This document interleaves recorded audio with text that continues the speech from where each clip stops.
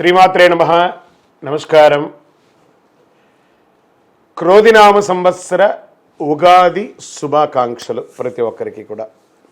మనం ఉగాది గురించి కూడా గత కొన్ని ఎపిసోడ్లో తెలుసుకున్నాం. ఉగాది అంటే ఏంటి, ఏం చేయాలి, ఆ రోజు చేయాల్సినవన్నీ కూడా చేసాం.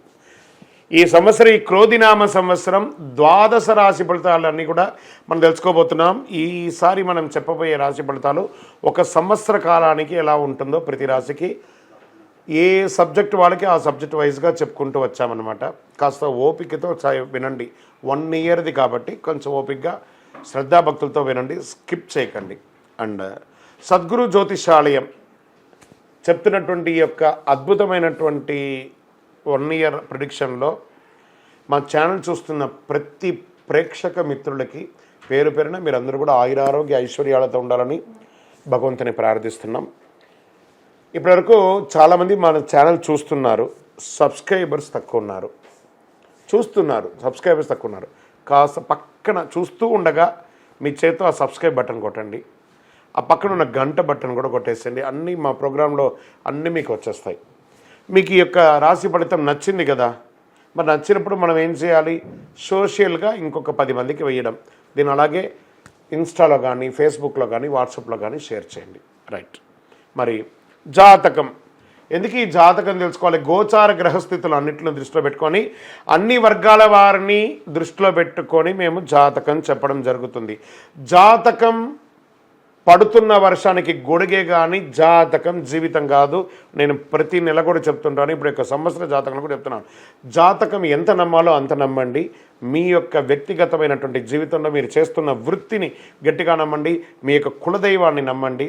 తప్పకుండా మీరు బాగా ఉంటారు. ఓకే, ఎవరెవరు తెలుసుకోవాలి?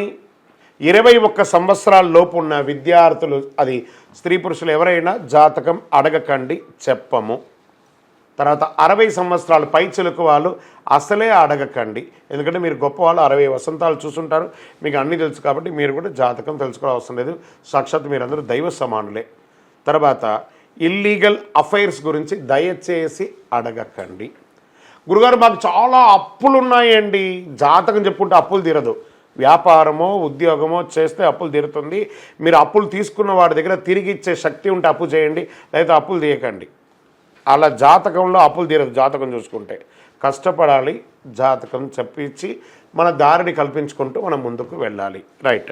ఇప్పుడు మనం ఎవరెవరు ఎలా తెలుసుకుందాం అనేది మాత్రమే మనం పెట్టుకుంటాం.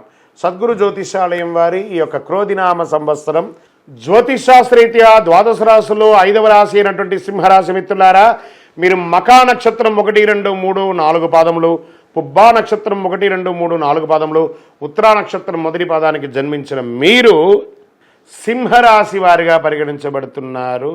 ఈ క్రోధినామ సంవత్సరం సింహరాశి ఫలితాలు ఎలా ఉన్నాయి అనంటే ఆదాయం 2, వ్యయం 14, రాజపూజ్యం 2, అవమానం 2. తక్కువ వ్యయం, ఎక్కువ ఉందని ఆందోళన పడాల్సిన అవసరం లేదు.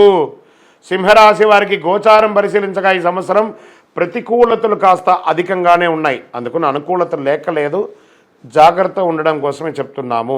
మే 1వ తారీఖు నుండి ఈ సంవత్సరం అంతా దశమ స్థానంలో గురుడు సువర్ణమూర్తిగా సంచరిస్తున్నాడు. శని 7వ స్థానంలో లోహమూర్తిగా సంహరిస్తున్నాడు. రాహుకేతులు సంవత్సరం అంతా ఈ 8వ ద్వితీయ స్థానంలో తామ్రమూర్తిగా సంచరిస్తున్నారు. ఈ సంవత్సరం ఆర్థిక విషయంలో చాలా జాగ్రత్తగా ఉండాలి. అప్పులు తీసుకునేటప్పుడు, చిట్ ఫండ్స్ తీసుకునేటప్పుడు, బ్యాంక్ లోన్ తీసుకునేటప్పుడు డాక్యుమెంట్స్ చాలా జాగ్రత్తగా చేసి పెట్టండి, లేదా అది మిమ్మల్ని రుణ బాధల్లో ముంచుతుంది. రుణ బాధలు పెరిగే అవకాశం, ధన నష్టం, ఆర్థిక ఇబ్బందులు కలిగే అవకాశాలు బాగున్నాయి. వ్యాపారాలు మందకోడిగా జరిగే అవకాశాలు ఉన్నాయి. నూతన వ్యాపారాలకి ప్రయత్నం చేయకండి, ఉన్నదే చాలు. రుణదాతల ఒత్తిడి, మీకు ఇచ్చిన వాళ్ళు కొంచెం ప్రెషర్స్ ఇస్తారు, మనశ్శాంతి లేకుండా ఉంటుంది. విలువైన వస్తువులు జాగ్రత్త. సంవత్సర ద్వితీయంలో కాస్త అనుకూలంగా ఉంది. భారీ పెట్టుబడి పెట్టే అవకాశాలు ఉన్నాయి. వ్యాపార పరంగా స్వల్ప లాభాలు కనిపిస్తాయి. కొత్త వ్యాపారం చేసేవారికి చాలా అనుకూలంగా ఉంటుంది.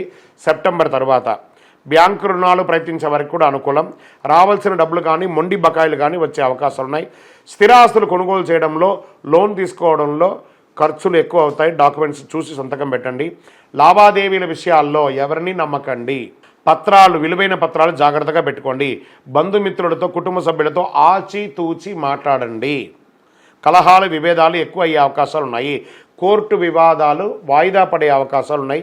తొందరగా కొలికి రావు ఈ సంవత్సరము. ఆస్తి వివాదాలు కానీ, భూ వివాదాలు కానీ పెద్దల సమక్షంలో పరీక్షించుకుంటే మంచిది. వివాహ యత్నాలు తీవ్రంగా ప్రయత్నం చేస్తారు. వివాహం కాని వారికి కార్తీక మాసం తర్వాత మీకు యోగం ఉంది. ఆశించిన సంబంధం కుదరకపోవచ్చు. ప్రారంభంలో వివాహాది శుభ కార్యక్రమాలు కొంచెం ఆలస్యంగా పోస్ట్పోన్ అయ్యే అవకాశాలు ఉన్నాయి. ప్రేమికలు వివాహాలు ఆలస్యంగా జరుగుతుంది, లేదా ప్రేమికులు విడిపోయే అవకాశాలు ఎక్కువ కనబడుతున్నాయి. సంతానం కోసం ప్రయత్నం చేసేవారికి అక్టోబర్ తర్వాత మంచి సాఫల్యం దొరుకుతుంది. విద్యార్థులు విద్య కోసం నిరుత్సాహం కాస్త తప్పదు. కష్టపడాలి, బాగా కష్టపడాలి. చదువులో కొంచెం కాదు, చదువు పట్ల ఆసక్తి పెరుగుతుంది, కానీ బద్ధకం, నిర్లక్ష్యం దానివల్ల పెద్ద మిస్ అయ్యే అవకాశాలు కనబడుతున్నాయి. అత్యవసరమైతే తప్ప విదేశాలకి వెళ్ళకండి, మంచిది కాదు. విజాలు రిజెక్ట్ అయ్యే అవకాశాలు కొన్ని సమయాల్లో ఉంటాయి, జాగ్రత్త. ఆరోగ్యం కాస్త మిశ్రమంగా ఉంటుంది. ఉపాధ్యాయులకి పదోన్నతి, స్థానచలనము, లేదా మీరు కోరుకున్న దానికంటే వేరే స్థలానికి ట్రాన్స్ఫర్స్ అయ్యి అది కూడా ఇబ్బంది పడే అవకాశాలు ఉన్నాయి. నిరుద్యోగులకి జూలై తర్వాత మంచి అవకాశాలు వస్తున్నాయి. ఐటీ రంగం వారికి టెన్షన్. అధికారులు కింద స్థాయి సిబ్బందితో ఇబ్బందులు తప్పవదు. ప్రైవేట్ సంస్థ ఉద్యోగాలకి మిశ్రమం. ఆగస్టు, అక్టోబర్ నుండి ఫిబ్రవరికి కొంత అనుకూలంగా ఉంటుంది. పారిశ్రామిక రంగాల వారికి ప్రోత్సాహకరంగా ఉంటుంది. వ్యవసాయ రంగం వాళ్ళకి అభివృద్ధిగా ఉంటుంది, 2 పంటలు కూడాను. వైద్య, మెడికల్ రంగం వారికి ఆటుపాట్లు ఉన్నా అధిగమిస్తారు. న్యాయ, సాంకేతిక, సినిమా, టీవీ, మీడియా రంగం వారికి అవకాశాలు వస్తాయి. అన్ని రంగాల వారికి మిశ్రమ ఫలితంగా ఉంటుంది. ట్రాన్స్పోర్ట్ రంగం వారికి కాస్త నిరాశాజనకంగా ఉంది.